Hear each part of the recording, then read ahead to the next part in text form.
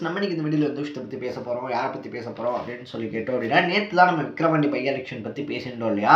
ஒரு பக்கத்தில் பார்த்தோம் அப்படின்னா திமுக வந்துட்டு யார் வேட்பாளர் அப்படின்னு சொல்லி அனௌன்ஸ் பண்ணிட்டாங்க. இன்னொரு பக்கத்தில் பார்த்தோம் அப்படின்னா இடைத்தேர்தலில் போட்டியே கிடையாது அப்படின்ற மைண்ட் செட்டில் இந்த பாஜகவும் இந்த இடைத்தேர்தலில் குதிச்சிருக்காங்க. நாம் தமிழரும் ஒரு பக்கம் பார்த்தோம் அப்படின்னா அவங்களுடைய வேட்பாளர் அப்படின்றத அனௌன்ஸ் பண்ணியிருக்காங்க அப்படின்னே சொல்லலாம். ஸோ இப்படி பரபரப்பான உச்சகட்ட பரபரப்புக்கு மத்தியில் அதிமுக வந்துட்டு யாரை நிப்பாட்ட போகிறாங்க அப்படின்றதும் ஒரு ரொம்ப பெரிய கேள்வியாக இருந்துச்சு. திடீர்னு பார்த்தோம் அப்படின்னா எடப்பாடி பழனிசாமி இருக்கார் இல்லையா, நாங்கள் வந்துட்டு இந்த பை எலெக்ஷன் அப்படின்றத வந்துட்டு புறக்கணிக்கிறோம் அப்படின்னு சொல்லியிருக்கக்கூடிய விஷயம் தமிழ்நாட்டு அரசியல் களத்தில் ரொம்ப பெரிய பரபரப்பை கிளப்பியிருக்கு அப்படின்னே சொல்லலாம். ஒரு பக்கத்தில் எடப்பாடி பழனிசாமி என்ன சொல்றாரு அப்படின்னு சொல்லி கேட்டோம் அப்படின்னா, ஆல்ரெடி நடந்து முடிஞ்ச எலெக்ஷன் இருக்கு இல்லையா, இப்போ முடிஞ்ச இந்த நாடாளுமன்ற தொகுதி எலெக்ஷனாக இருந்தாலும் சரி, இல்லைன்னா ஈரோடு கிழக்கு தொகுதி இருக்கு இல்லையா, அதனுடைய பை எலெக்ஷனாக இருந்தாலும் சரி, இங்கே வந்துட்டு திமுக பார்த்தோம் அப்படின்னா அவங்க தான் வந்துட்டு ஆளுங்கட்சியாக இருக்காங்க அப்படின்ற பட்சத்தில் அரசு இயந்திரம் ஃபுல்லாத்தையும் அவங்களே வச்சுக்கிட்டாங்க. அது மட்டும் இல்லாமல் பார்த்தோம் அப்படின்னா அரசு இயந்திரம் மீன்ஸ் அரசு உயரதிகாரிகள் இவங்கெல்லாம் இருப்பாங்க இல்லையா, அவங்க எல்லாத்தையுமே வச்சுக்கிட்டு அவங்க ஒரு பிளான் அப்படின்றத போட்டு அவங்க தான் வின் பண்ணாங்க அப்படின்ற மாதிரி அனௌன்ஸ் பண்ணிட்டாங்க. ஈரோட்லேயே பார்த்தோம் அப்படின்னா நாங்கள் எக்கச்சக்கமான குறைகள் அப்படின்றத இந்திய தேர்தல் ஆணையம், தமிழ்நாடு தேர்தல் ஆணையர் அப்படின்ற மாதிரி எல்லாருக்கிட்டையுமே எடுத்துட்டு போனோம், யாருமே கேட்கல. இப்போ மட்டும் வந்து என்ன மாறிட போகுது, விக்கிரவாண்டி பை எலெக்ஷன் இருக்கு இல்லையா, அங்கே வந்துட்டு நாங்கள் போனோம் அப்படின்னா திமுக கிட்ட பணபலம் படைபலம் ரெண்டுமே வந்துட்டு இருக்கு. அவங்க வந்துட்டு அராஜகம் அப்படின்றதுல ஈடுபட போறாங்க. நாங்கள் வந்துட்டு எலெக்ஷனில் போட்டி போட்டால் மட்டும் அது என்ன நேர்மையாக நடக்க போகுது. ஸோ அதனால நாங்கள் இந்த எலெக்ஷனை வந்துட்டு நாங்கள் என்ன பண்ண போகிறோம் அப்படின்னா புறக்கணிக்க போகிறோம் அப்படின்னு சொல்லியிருக்காங்க. இன்னொரு பக்கத்தில் இதுக்கு அகைன்ஸ்டாக திமுகவை சார்ந்தவங்க என்ன சொல்கிறாங்க அப்படின்னு சொல்லி கேட்டோம் அப்படின்னா, எடப்பாடி பழனிசாமிக்கு பயம். தொடர்ந்து பார்த்தோம் அப்படின்னா 10 தேர்தல்கள் இருக்கு இல்லையா, அவர் வந்துட்டு தலைமை பொறுப்புக்கு வந்ததுக்கு அப்புறமா 10 தேர்தல் அப்படின்றதுல தொடர்ந்து தோத்து போயிருக்காரு. ஸோ 11வது தேர்தலையும் நம்ம தோத்து போயிட்டோம் அப்படின்னா நம்ம தலைமை சரியில்லை அப்படின்றது வெளியே தெரிஞ்சிடும் அப்படின்றதுனால அதை மேனேஜ் பண்ணுறதுக்காக தான் வந்துட்டு இப்படி சொல்கிறாரு அப்படின்னு சொல்லிட்டு ரெண்டு பேரும் காரசாரமான விவாதங்கள் அப்படின்றத முன்வைக்க ஆரம்பிச்சிருக்காங்க. தமிழ்நாட்டு அரசியல் களம் வழக்கம் போல பத்தி எறியவும் ஆரம்பிச்சிருக்கு. ஸோ என்னதான் சொல்றாங்க ரெண்டு பேரும் அப்படின்றதான் இந்த வீடியோல பேச போறோம். அதுக்கு முன்னாடி நம்ம சேனல் நீங்க புதுசா வந்திருந்தீங்க அப்படின்னா இதே மாதிரி அப்பப்போ அப்டேட்டா போயிட்டு இருக்கக்கூடிய விஷயங்கள் இருக்கு இல்லையா, அது கரண்ட் அஃபேர்ஸா இருந்தாலும் சரி, பாலிடிக்ஸா இருந்தாலும் சரி, ஸ்போர்ட்ஸா இருந்தாலும் சரி, இதே மாதிரி அப்பப்போ அப்டேட்டா போயிட்டு இருக்கக்கூடிய விஷயங்களை நீங்க தொடர்ந்து தெரிஞ்சுக்கணும் அப்படின்னு ஆசைப்பட்டீங்கன்னா மறக்காம சேனலை சப்ஸ்கிரைப் பண்ணிக்கோங்க. ஃபர்ஸ்ட் ஆஃப் ஆல் எல்லாருமே சொல்லக்கூடிய விஷயம் என்ன அப்படின்னு சொல்லி கேட்டோம் அப்படின்னா, எம்ஜிஆர் உருவாக்கின கட்சி இருக்கு இல்லையா, அதுக்கு வந்துட்டு இப்படி ஒரு நிலைமையா, அதுக்கு வந்துட்டு இப்படி ஒரு நிலைமையா அப்படின்றத வந்துட்டு கேட்டுக்கிட்டு இருக்காங்க. ஒரு இடைத்தேர்தலில் கூட போட்டியிட முடியாதா, ஒரு இடைத்தேர்தலில் போட்டியிட்டு வின் பண்ண முடியல அப்படின்னாலும் போட்டியிடாமல் புறக்கணிக்கிறது அப்படின்றது என்ன மாதிரியான ஒரு அரசியல் அப்படின்னு சொல்லிட்டு இது எல்லாத்துக்குமே பதில் சொல்கிற மாதிரி தான் எடப்பாடி பழனிசாமி இருக்கார் இல்லையா, அவருடைய அறிக்கை அப்படின்றது வெளிவந்திருக்கு அப்படின்னே சொல்லலாம். ஃபர்ஸ்ட் ஆஃப் ஆல் நம்ம ஜூலை 10ஆம் தேதி நடக்கக்கூடிய எலெக்ஷன் அப்படின்றதுல போட்டியிட போகிறது கிடையாது. இதுக்கு முக்கியமான காரணமாக பார்த்தோம் அப்படின்னா நம்ம முன்னாடி சொன்ன காரணங்கள் அப்படின்றதான் ஒட்டுமொத்த அரசு இயந்திரமும் வந்துட்டு திமுக கையில் இருக்கு. அது மட்டும் இல்லாமல் அவங்க எக்கச்சக்கமான அராஜகங்கள் அப்படின்றத பண்றாங்க அப்படின்றது தான் தொடர்ந்து சொல்லக்கூடிய அவங்க வைக்கக்கூடிய வாதங்களா இருக்கு. இது மட்டும் இல்லாமல் அவர் அடிக்கோடிட்டு காட்டக்கூடிய விஷயங்களா எதா இருக்கு அப்படின்னு சொல்லி கேட்டோம்னா, ஜெயலலிதா தலைமையின் கீழ் இருந்த அதிமுக இருக்கு இல்லையா, ஸோ ஜெயலலிதாவையே பார்த்தோம் அப்படின்னா எல்லாருமே இரும்பு பெண்மணி, அது மட்டும் இல்லாமல் மத்திய அரசாங்கத்தையே ஆட்டி பார்த்தவங்க அப்படின்ற மாதிரிலாம் சொல்லுவாங்க. பட் அதே ஜெயலலிதா பார்த்தோம்னா 18/8/2009 அந்த வருஷம் நடந்த இளையான்குடி, கம்பம், தொண்டாமுத்தூர், பர்கூர், ஸ்ரீவைகுண்டம் இந்த 5 தொகுதிகளுடைய இடைத்தேர்தலையுமே வந்துட்டு போட்டியிடல.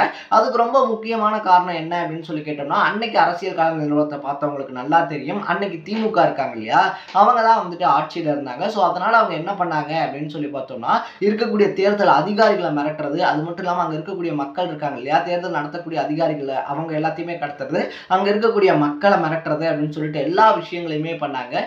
இன்னொரு பக்கத்தில் பார்த்தோம் அப்படின்னா ரோடுகள்லேயே போட்டு அதிகாரிகளை அடிக்கிறது அப்படின்ற மாதிரியான விஷயங்கள் பல இடங்கள்லையுமே வந்துட்டு நடந்துச்சு. ஸோ இது எல்லாத்தையுமே பார்த்த ஜெயலலிதா பார்த்தோம் அப்படின்னா இந்த 5 தொகுதி சட்டமன்ற தொகுதிகளுக்கான இடைத்தேர்தல் இருக்கு இல்லையா, அதில் போட்டியிடுறது இல்லை அப்படின்னு சொல்லி அனௌன்ஸ் பண்ணாங்க. அதே சுச்சுவேஷன் தான் சேம் இப்பயும் வந்துட்டு நடந்துகிட்டு இருக்கு. அதே மாதிரியான அராஜகங்கள் அப்படின்றதான் இப்பயும் நடக்குது. ஈரோடு கிழக்கு சட்டமன்றத்துக்கான பை எலெக்ஷன் இருந்துச்சு இல்லையா, அப்போ வந்தப்பயும் திமுக அதே தான் பண்ணாங்க. அங்கே இருக்கக்கூடிய மக்களை வந்துட்டு மிரட்டினாங்க. மிரட்டினது மட்டும் இல்லாமல் ஏதோ ஆடு மாடை வந்துட்டு பட்டியில் போட்டு அடைக்கிற மாதிரி அங்கே இருக்கக்கூடிய மக்கள் எல்லாத்துக்குமே வந்துட்டு ஒரு முகாம் மாதிரி போட்டு காலையிலேருந்து சாயந்தரம் வரைக்கும் அங்கே தான் இருக்கணும் அப்படின்னு சொல்லி எதிர்கட்சிகளுடைய பிரச்சாரம் இருக்கு இல்லையா, அதையே வந்துட்டு கேட்க விடாம பண்ணாங்க. இதை நாங்கள் ப்ரூஃபோட வந்துட்டு தேர்தல் ஆணையத்துக்கு கொண்டு போனோம். பட் அவங்க ஆளுங்கட்சியாக இருக்கிறதுனால அவங்க மேலே எந்த ஆக்ஷனுமே எடுக்கப்படல. ஸோ இந்த மாதிரியான பல விஷயங்கள் இருக்கும்போது நாங்கள் ஏங்க வந்துட்டு விக்கிரவாண்டியில் போட்டியிடணும், அது மட்டும் என்ன நேர்மையாக நடக்க போகுது, அங்கேயும் ஜனநாயக படுகொலை தான் நடக்க போகுது அப்படின்னு சொல்லிட்டு ரொம்பவே ஒரு அதிருப்தியான ஸ்டேட்மெண்ட் அப்படின்றத வெளியிட்டிருக்காரு அப்படின்னு தான் சொல்லணும். இதுக்கு பதிலடி தரக்கூடிய திமுக பார்த்தோம் அப்படின்னா இன்னைக்கு கோயம்புத்தூர்ல முப்பெரும் விழா அப்படின்றத ரொம்ப பெரிய அளவில் செலிப்ரேட் பண்ணிக்கிட்டு இருக்காங்க. ஒன்று பார்த்தோம் அப்படின்னா மறைந்த முதல்வர் கருணாநிதி இருக்கார் இல்லையா, அவருடைய நூற்றாண்டு விழா. இன்னொன்று பார்த்தோம் அப்படின்னா 40க்கு 40 வின் பண்ணது. மூணாவது பார்த்தோம் அப்படின்னா ஸ்டாலின் இருக்கார் இல்லையா, அவருக்கு வந்துட்டு பாராட்டு விழா அப்படின்ற மாதிரி. ஸோ இந்த முப்பெரும் விழா வந்துட்டு திமுக கோயம்புத்தூர்ல வச்சிருக்கிறது அப்படின்றதும் அரசியல் விமர்சகர்களை கோயம்புத்தூர் பக்கமா திரும்பி பார்க்க வச்சிருக்கு.